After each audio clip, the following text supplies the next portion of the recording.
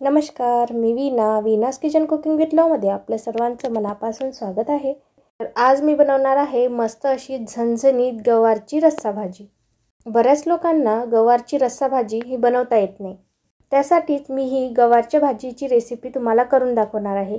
अगदी कमी साहित्यात झटपट होणारी अगदी झणझणीत अशी ही गवारची भाजी होते व चवीला सुद्धा अतिशय उत्तम लागते। त्यासाठी आता आपण रेसिपीला सुरुवात करूया। सर्वात प्रथम आपण या भाजीसाठी लागणारे साहित्य बघूया। सुकं खोबरं, हिरवी मिरची, आलं, लसूण, गवार, भाजलेले शेंगदाणे व कोथिंबीर। तर आता या भाजीचं आपण वाटण तयार करूया। त्यासाठी एका मिक्सरच्या भांड्यामध्ये भाजलेले अर्धी वाटी शेंगदाणे, त्यानंतर खोबरं, 4 ते 5 लसूणच्या पाकळ्या, एक हिरवी मिरची व थोडासा कोथिंबीर घालून याला छान असं बारीक वाटून घ्यायचं आहे, थोडंसं पाणी घालून। तर आता हे वाटण तयार झालेलं आहे। आता आपण भाजी तयार करायला घेऊया। त्यासाठी एका कढईमध्ये मी 4 ते 5 चम्मच तेल घेतलेलं आहे। तेलाचं प्रमाण तुम्ही तुमच्या आवडीनुसार कमी जास्त करू शकता। आता यामध्ये अर्धा चमचा मोहरी घालायची आहे। मोहरी छान तडतडली की यामध्ये अर्धा चमचा जिरे घालायचे आहे व आपण जे वाटण बारीक करून घेतलेलं होतं ते संपूर्ण वाटण या तेलामध्ये घालायचं आहे व मीडियम फ्लेमवर या वाटणाला सतत तेल सुटेपर्यंत परतायचं आहे। आपल्याला हे वाटण अगदी तेल सुटेपर्यंत परतायचं आहे, त्यामुळे भाजीला कच्चा असा वास येत नाही व छान अशी तर्री येते। भाजीमध्ये आपण जे वाटण वापरतो ते छान परतलं गेलं की भाजी ही चवीला छानच होते। आता हे वाटण छान असं परतलं गेलेलं आहे व त्याला तेल सुद्धा सुटलेलं आहे।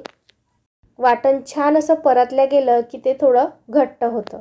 आता यामध्ये अर्धा चमचा हळद घालायची आहे, 1 चमचा लाल मिरची पावडर घालायची आहे, अर्धा चमचा गरम मसाला घालायचा आहे किंवा तुम्ही या ठिकाणी 1 चमचा काळा मसाला सुद्धा वापरू शकता किंवा तुमच्याकडे जो मसाला अवेलेबल असेल तो तुम्ही यामध्ये घालू शकता।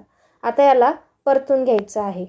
आता 2 ते 3 मिनिटं हे मसाले सुद्धा आपल्याला छान असे परतून घ्यायचे आहे, जेणेकरून ते कच्चे राहणार नाही। आता हे वाटण थोडंसं परतून झालेलं आहे। आता यामध्ये आपण कोथिंबीर घालूया।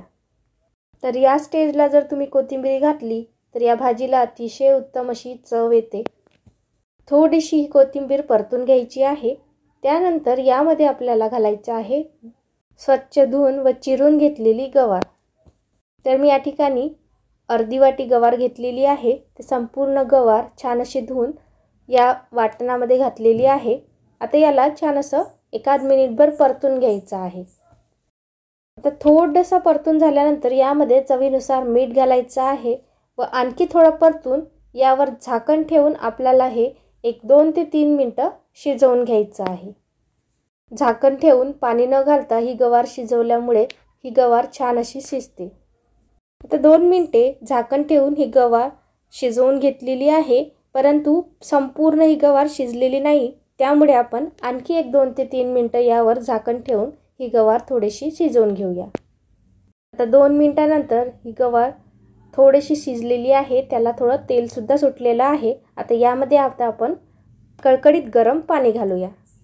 या ठिकाणी मी एक टिप तुम्हाला सांगणार आहे, ती म्हणजे कुठलीही रस्सा भाजी करताना त्यामध्ये कळकळीत गरम पाण्याचाच वापर करावा, त्यामुळे त्याला छान अशी तर्री येते। थोडंसं पाणी घातल्यानंतर थोडा वेळ आपल्याला ही भाजी परतवायची आहे। त्यानंतर आपल्याला जेवढा रस्सा करायचा आहे तेवढं यामध्ये कळकळीत गरम पाणी घालायचं आहे व थोडंसं याला हलवून घ्यायचं आहे। पाण्याचे प्रमाण हे थोडे जास्तच घाला, कारण आपण याला शिजवल्यानंतर ही भाजी थोडी घट्ट येते। तर यावर 2 ते 3 मिनिटं झाकण ठेवून आपण ही भाजी छान अशी शिजवून घेऊया। 2 मिनिटांनंतर भाजीला छान अशी उकळी आलेली आहे। गॅसचा फ्लेम आता आपण कमी करून घेऊया व यावर बारीक चिरलेली कोथिंबीर घालायची आहे। आता भाजी शिजलेली आहे। गॅस बंद करून तुम्ही बघू शकता गरम पाणी घातल्यामुळे या भाजीला छान अशी तर्री आलेली आहे, त्यामुळे ती दिसायला सुद्धा खूप सुंदर दिसत आहे व चवीला सुद्धा खूप छान लागते। अगदी झटपट होते, अगदी सोप्या पद्धतीची आहे, त्यामुळे तुम्ही ही रेसिपी नक्की ट्राय करून बघा। कशी वाटली मला कमेंटमध्ये नक्की कळवा। व अशाच प्रकारची नवनवीन व सोपी रेसिपी पाहण्याकरता माझ्या चॅनलला लाईक करा, शेअर करा, सबस्क्राईब करा व बेल आयकॉनवर क्लिक करा. धन्यवाद.